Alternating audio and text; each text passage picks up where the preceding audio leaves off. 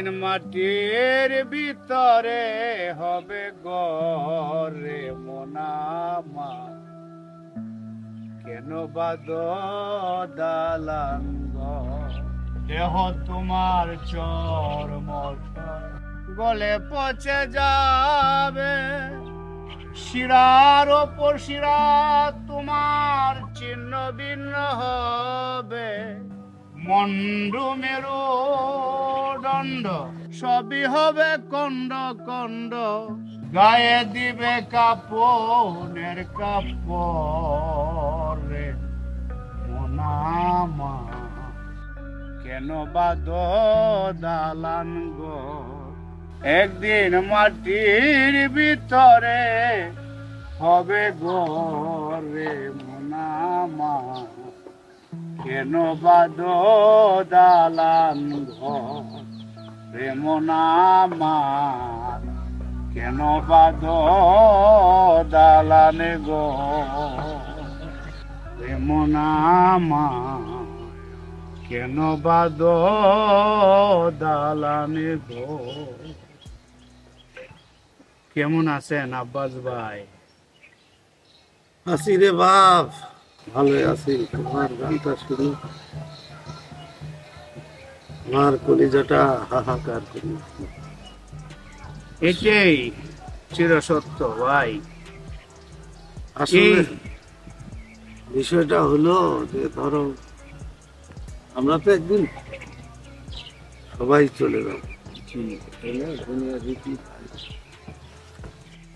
এই মরণ কথা স্মরণ করে ভাই, একা একা এই নির্জনে বসে ভাই, এই যে দেশে যাব না ফিরার দেশে, সেই দেশকে স্মরণ করে একটি গান গাইতেছিলাম।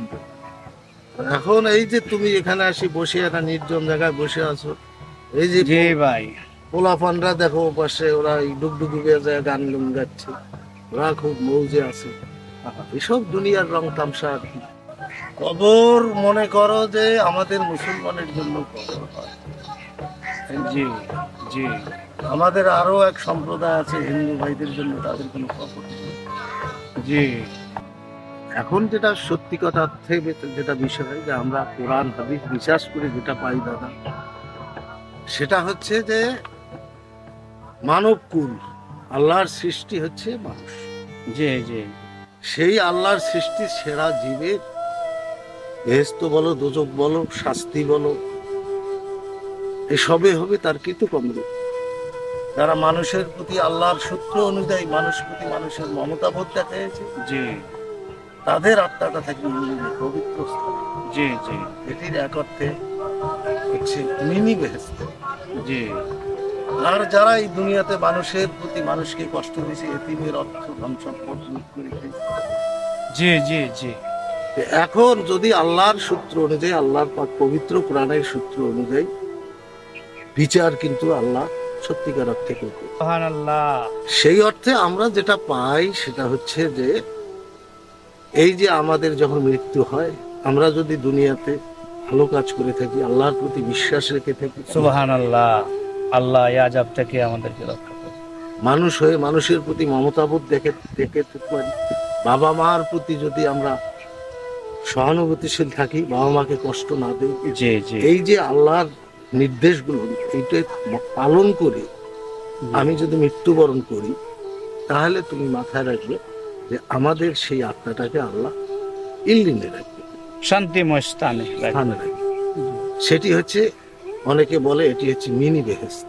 আল্লাহ যেন আমাদেরকে এই কঠিন আযাব থেকে রক্ষা করে আমরা যেন দুনিয়াতে ভালো কাজ করি, ও একটি পবিত্র জায়গায় তার আত্মাটাকে রাখবে।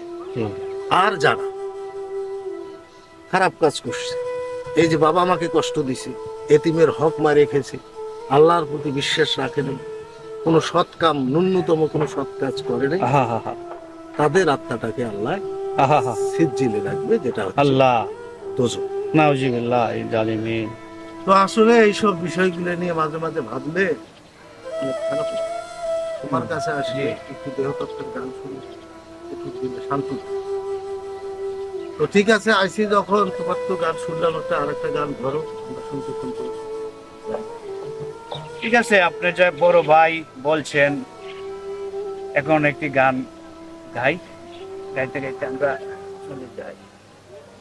আমি জানি না আর ভবে কয়দিন রইব রে, রইব রে, একদিন না একদিন মরণ হইব রে, একদিন না একদিন মরণ হইব রে।